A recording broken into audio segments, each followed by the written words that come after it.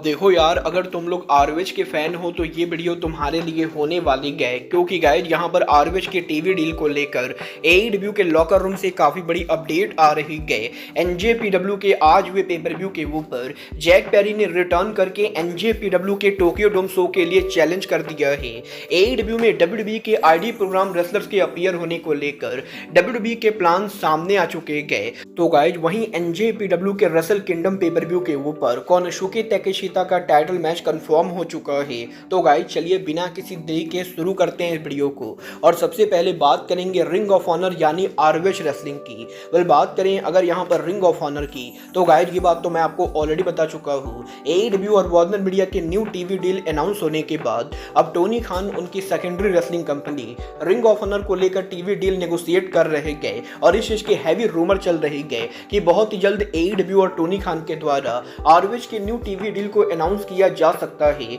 और अब यहां पर आरवेज के पॉसिबल न्यू टीवी डील को लेकर एईडब्ल्यू के लॉकर रूम से रिएक्शन सामने आ रहा है। गाइड यहां पर फाइटफुल सेलेक्ट ने यह कंफर्म किया है कि एईडब्ल्यू के लॉकर रूम के अंदर जब से यहां पर रेसलर्स ने यह बात सुनी गई कि आरवेज रेसलिंग को पॉसिबली टीवी डील मिलने वाली है, तब से यहां पर एईडब्ल्यू के लॉकर रूम के अंदर काफी सारे रेसलर यहां पर काफी ज्यादा एक्साइटेड है। और मेनली यहां पर एईडब्ल्यू कंपनी के अंदर जिन रेसलर्स को टीवी पर टाइम नहीं मिलता है या फिर जो रेसलर एईडब्ल्यू के अंदर करेंटली यहां पर मिड कार्ड रेसलर के तौर पर काम कर रहे थे, वो सभी रेसलर यहां पर आरवेज की टीवी डील के न्यूज को लेकर काफी एक्साइटेड है। क्योंकि उन सभी रेसलर्स को लगता है कि आरवेज के न्यू टीवी डील के बाद वो यहां पर एईडब्ल्यू की जगह आरवेज के ऊपर काम करके टीवी पर फीचर हो सकते हैं। और गाइस यहां पर एईडब्ल्यू के अंदर जितने भी रेसलर करेंटली यहां पर मिड कार्ड रेसलर के तौर पर काम कर रहे गए, वो सभी यहां पर आरवेज की टीवी डील के बाद आरवेज ब्रांड के ऊपर मूव करना चाहते गए। देखना दिलचस्प होगा कि एग्जैक्टली यहां पर आरवेज की ये टीवी डील किसी एक्चुअल टीवी नेटवर्क से होती गए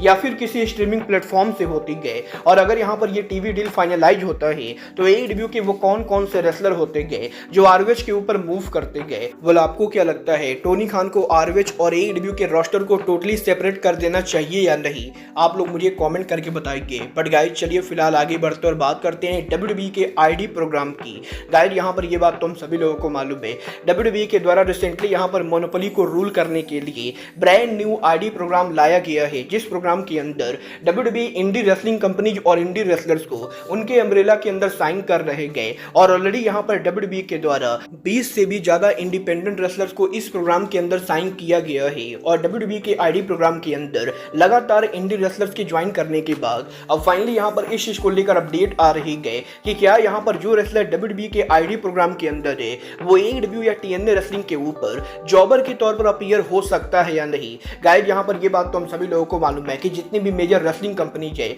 इन कंपनीज के वीकली शो के ऊपर काफी बार काफी सारे इंडी रेसलर जॉबर की तरह काम करते गए, जहां पर एईडब्ल्यू या डब्ल्यूडब्ल्यूई के रेसलर इन इंडी रेसलर्स को जॉबर की तरह बीट डाउन करके अपने मैचेस को जीतते गए। और काफी बार यहां पर ये इंडिपेंडेंट रेसलर एईडब्ल्यू और डब्ल्यूडब्ल्यूई के ऊपर सिक्योरिटी के तौर पर भी अपीयर होते गए। और अब जब डब्ल्यूडब्ल्यूई कंपनी इंडी रेसलर्स को आईडी प्रोग्राम के अंदर ले रही गए, तो इस चीज को लेकर अपडेट आ रही है कि डब्ल्यूडब्ल्यूई के आईडी प्रोग्राम के अंदर जो रेसलर रहेंगे वो रेसलर यहां पर एईडब्ल्यू के शो के ऊपर अपीयर हो सकते गए। और मेनली यहां पर डब्ल्यूडब्ल्यूई के आईडी प्रोग्राम का मतलब ये है कि एईडब्ल्यू किसी रेसलर को कॉन्ट्रैक्ट में साइन नहीं कर सकती गए। बट अगर यहां पर कोई रेसलर एईडब्ल्यू के ऊपर सिक्योरिटी गार्ड या फिर जॉबर की तरह काम करना चाहता है तो डब्ल्यूडब्ल्यूई के आईडी प्रोग्राम उसे अलाउ करेगी। क्योंकि इनडायरेक्टली अगर यहां पर कोई भी रेसलर एईडब्ल्यू, टीएनए या एनजेपीडब्ल्यू जैसी कंपनी के ऊपर जाता है तो उसे यहां पर पॉपुलैरिटी मिलेगी। और इनडायरेक्टली यहां पर ये चीज डब्ल्यूडब्ल्यूई को फायदा देगा, क्योंकि at the end of the day WWE decide करेगी कि रेसलर को कॉन्ट्रैक्ट किस कंपनी के साथ साइन करना चाहिए।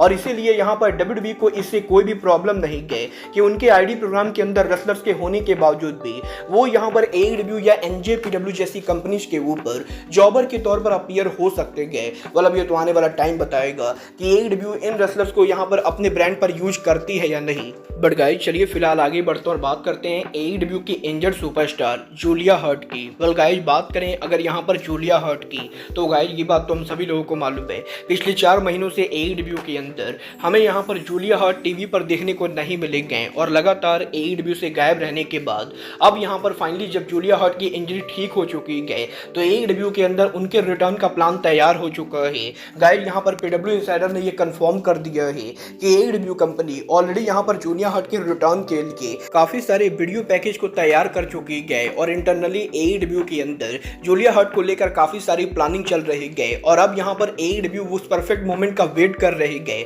जब AEW के इन वीडियो पैकेज के जरिए जूलिया हर्ट AEW के टीवी के ऊपर रिटर्न करेंगी। बल देखना दिलचस्प होगा कि जूलिया हर्ट AEW के ऊपर जब रिटर्न करते गए तो वो यहाँ पर किसके साथ राइवलरी में काम करते गए। बट गाइज जहां तक बात रही AEW के रेसलर्स की, तो गाइज ये बात तो हम सभी लोगों को मालूम है, AEW के फॉर्मर सुपरस्टार जैक हेगर के कंपनी को लीव करने के बाद अभी तक उन्होंने किसी भी बड़ी कंपनी को ज्वाइन नहीं किया है। और यही यूएसए में इस हफ्ते इलेक्शन रिजल्ट्स के ऊपर जैक हेगर ने AEW के प्रेसिडेंट टोनी खान को ट्रोल करते हुए ये बोला कि जैक हेगर के डोनाल्ड ट्रंप को सपोर्ट करने की वजह से टोनी खान ने जैक हेगर को कंपनी से फायर करने की धमकी दी थी। और जैक हेगर टोनी खान के ऊपर काफी सारे गंभीर आरोप लगाते गए जिसकी वजह से सोशल मीडिया पर काफी ज्यादा कंट्रोवर्सी हुई थी, क्योंकि यहाँ पर जैक स्वैगर के ट्वीट के अंदर जैक स्वैगर ने सिर्फ यहाँ पर टोनी खान को लेकर बातें ना करके बल्कि काफी सारे और भी उल्टे सीधे ट्वीट किए। तो गाइज इसीलिए अब जैक हेगर के ये सभी ट्वीट उनके रेसलिंग करियर के ऊपर भारी पड़ चुके गए, क्योंकि गाइज यहाँ पर इस हफ्ते एक इंडी रेसलिंग कंपनी के ऊपर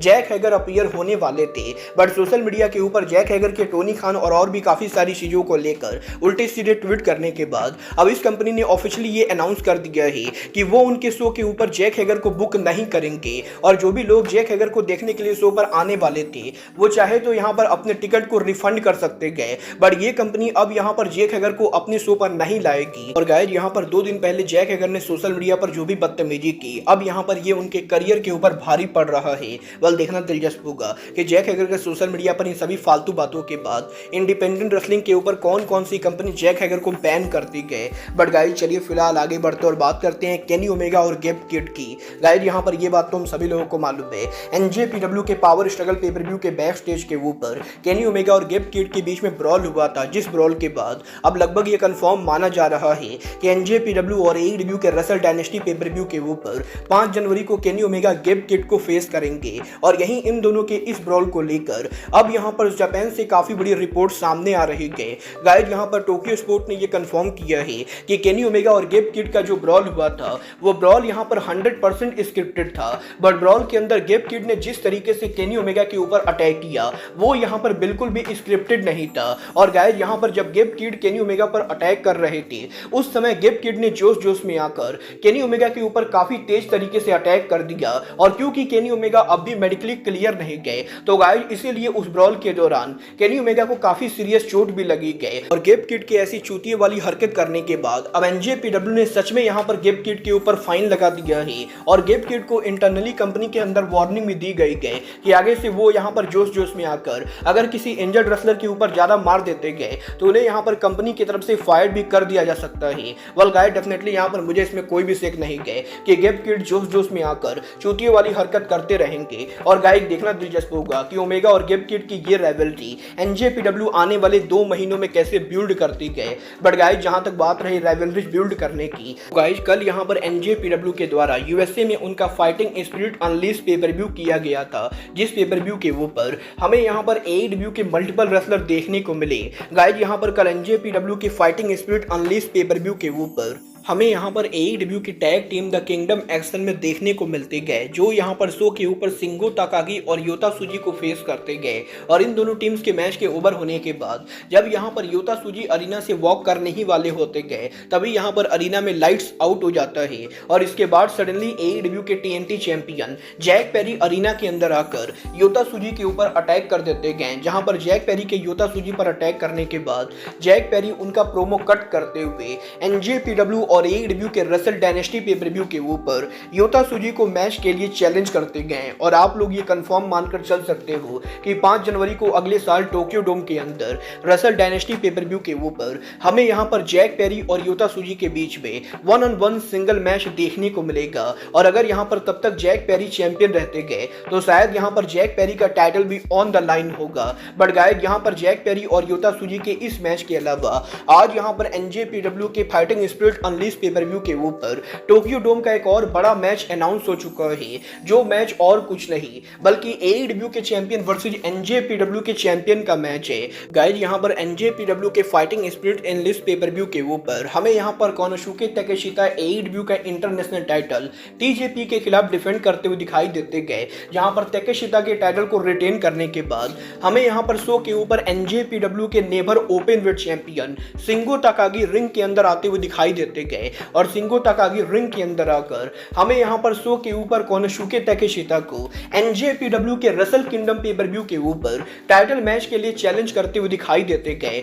और अब यहां पर यह 100% कंफर्म हो चुका है कि 4 जनवरी को टोक्यो डोम के अंदर एईडब्ल्यू के इंटरनेशनल चैंपियन कोनोशुके ताकेशिता एनजेपीडब्ल्यू के never open weight champion Shingo Takagi को फेस करेंगे। बट गाइज इंटरेस्टिंग बात यह है कि 4 जनवरी को टोक्यो डोम में इस मैच के बाद इन दोनों में से जो भी यहां पर मैच को जीतेगा वो अगले दिन यहां पर एईडब्ल्यू और एनजेपीडब्ल्यू के रसल डायनेस्टी पेपर व्यू के ऊपर तोमोहिरो इशी को फेस करने वाला है, क्योंकि एनजेपीडब्ल्यू के fighting spirit unleash pay per view के ऊपर शिंगो ताकागी और कोनोशुके ताकेशिता के कन्फ्रंटेशन के बाद तोमोहिरो इशी ने यहां पर बैक स्टेज प्रोमो में यह कंफर्म किया है कि इन दोनों के रसल किंगडम पर टाइटल मैच के अंदर जो भी यहां पर मैच को जीतकर नेबर ओपन वेट चैंपियन रहेगा वो अगले दिन 5 जनवरी को रसल डायनेस्टी पेपर व्यू के ऊपर अपना टाइटल तोमोहिरो इशी के खिलाफ डिफेंड करेगा। और कुछ इस तरीके से रसल किंगडम और रसल डायनेस्टी दोनों के ऊपर ही एनजेपीडब्ल्यू का neighbour open weight championship confirm हो चुका है। बल देखना दिलचस्प होगा कि रसल डायनेस्टी और रसल किंगडम के ऊपर एनजेपीडब्ल्यू और कौन कौन से मैचेज अनाउंस करते गए और एईडब्ल्यू के वो कौन कौन से रेसलर होते गए जो रसल डायनेस्टी पेपर व्यू के ऊपर कंपीट करते गए। वाल आप यहां पर एनजेपीडब्ल्यू के रसल किंगडम रसल डायनेस्टी के लिए एक्साइटेड हो या नहीं, आप लोग मुझे कमेंट करके बताएंगे। बट गाइज अब आज के इस वीडियो में बस इतना ही, मैं मिलता हूं आपसे अपने अगले वीडियो में। बट गाइज तब तक के लिए good bye, good night and bang.